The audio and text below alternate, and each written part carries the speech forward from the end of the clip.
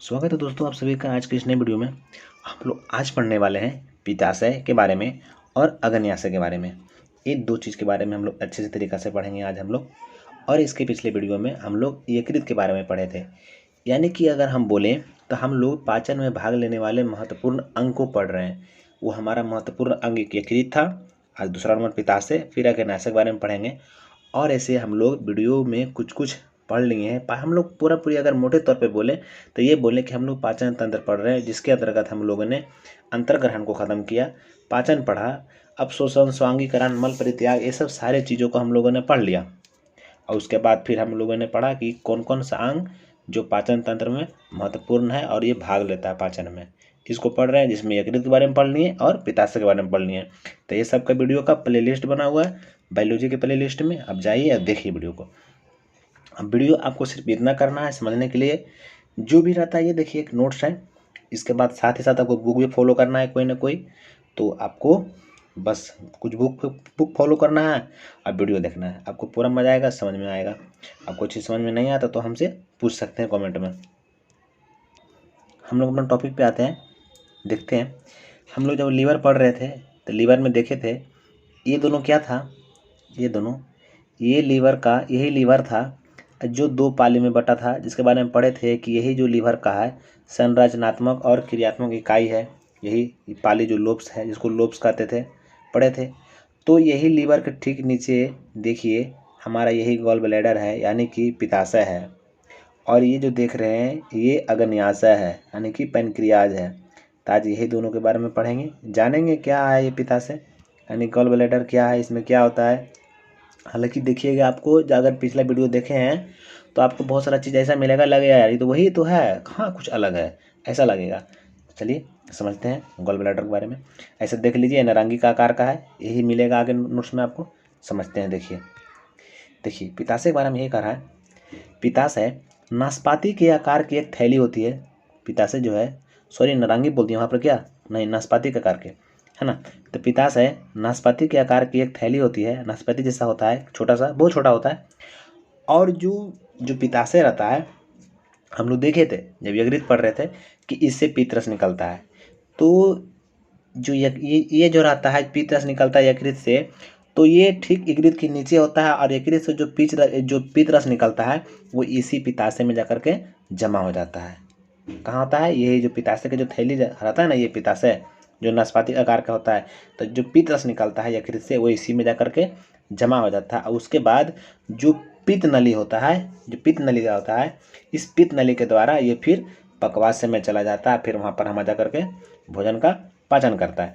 चूँकि ये जो पित्त रस होता है इसमें कोई किसी प्रकार का एंजाइम तो पाया नहीं जाता है, ये सिर्फ क्या करता है, भोजन का जो अम्लीय हो जाता है भोजन, जैसे पेट में हम लोग पढ़े थे कि उसमें HCl आके मिल जाता है हमारे पेट में, तो क्या करता है उस टाइम हमारा भोजन अम्लीय हो जाता है।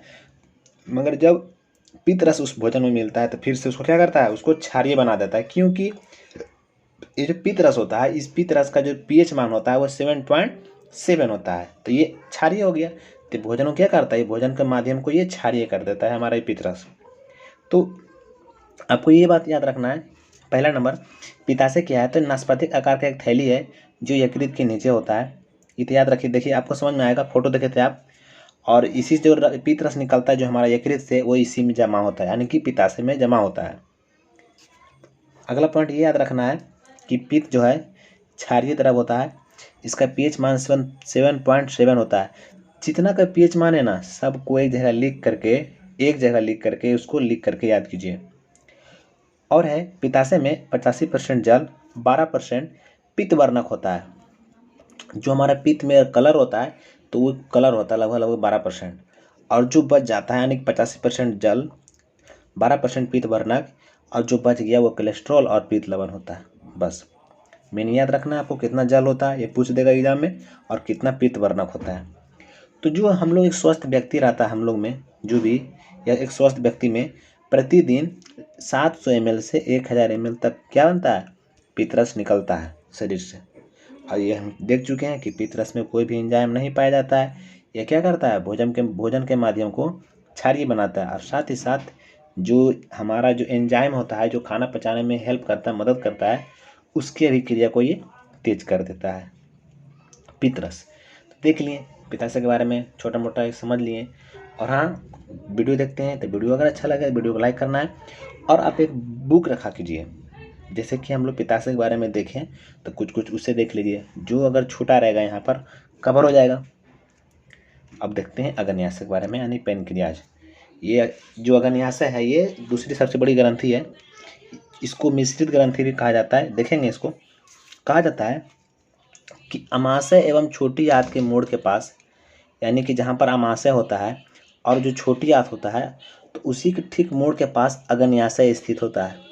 हम लोग देखे थे, ध्यान नहीं दिए उस टाइम। देखिए यहीं पर हमारा छोटी आंत होता है, सॉरी ये हमारा दिख रहा है ना ये, तो यहीं पर छोटी आंत होता है हमारा, ठीक ना, और बड़ी आंत भी होता है थोड़ा और ऊपर में। तो ये छोटी आंत होता है यहीं पर बगल में है ना, ये पैनक्रियाज।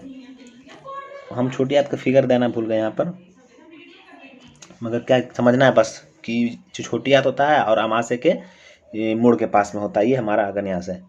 चूँकि ये अग्न्याशय है, ये मानव के दूसरा सबसे बड़ा ग्रंथि होता है। ये अग्न्याशय सबसे बड़ा, पहला नंबर कौन होता है? यकृत हमारा जो होता है, ये सबसे बड़ा ग्रंथि होता है मानव का, अब ये दूसरा होता है सबसे बड़ा ग्रंथि।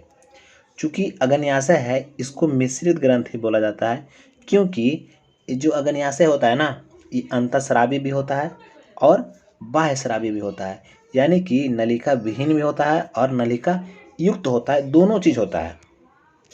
जैसे कि जो ग्रंथि होता है, कोई ग्रंथि होता है ना, जैसे कि या तो नलिका युक्त रहेगा या तो नलिका विहीन रहेगा, मगर जो हमारा जो अग्न्याशय है ये दोनों होता है, नलिका विहीन भी होता है और नलिका युक्त भी होता है। इसलिए जो हमारा अग्न्याशय है इसको मिश्रित ग्रंथि कहा जाता है। तो पूछेगा कि हमारा मिश्रित ग्रंथि कौन है, तो हमारा ये अग्न्याशय है, इसीलिए कहा जाता है इसको।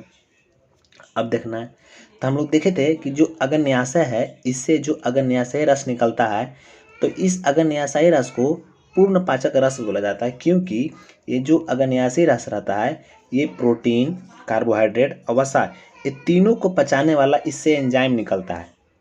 वो एंजाइम कौन कौन है? जैसे ट्रिप्सिन, एमाइलेज और लाइपेज। ये जो ट्रिप्सिन रहता है ये प्रोटीन को पचाता है, एमाइलेज जो रहता है ये कार्बोहाइड्रेट को पचाता है, और जो लाइपेज रहता है ये वसा को पचाता है। हम लोग देखे थे, सब वीडियो हम लोग पढ़ चुके हैं, सब हम लोग पढ़ चुके हैं, ठीक है, समझना है यहाँ पर।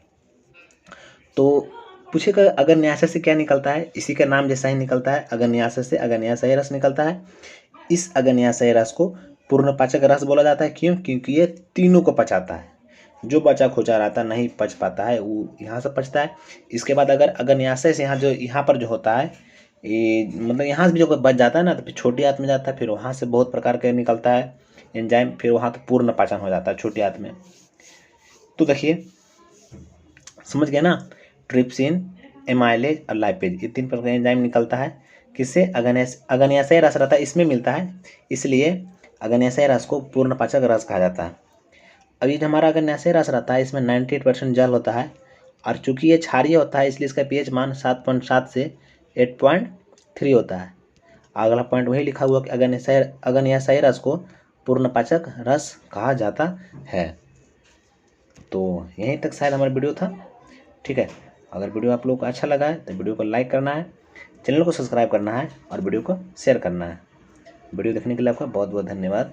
हम लोग अगला टॉपिक लैंगरहैंस की द्वीपिका पढ़ेंगे, यानी कि आइसोलेट ऑफ लैंगरहैंस, ठीक है। इसमें हम लोग इंसुलिन के बारे में, ग्लूकागॉन के बारे में ये सब देखेंगे। चलिए मिलते हैं, बाकी की वीडियो बाद में होगा, ठीक है, अगले वीडियो में मिलते हैं।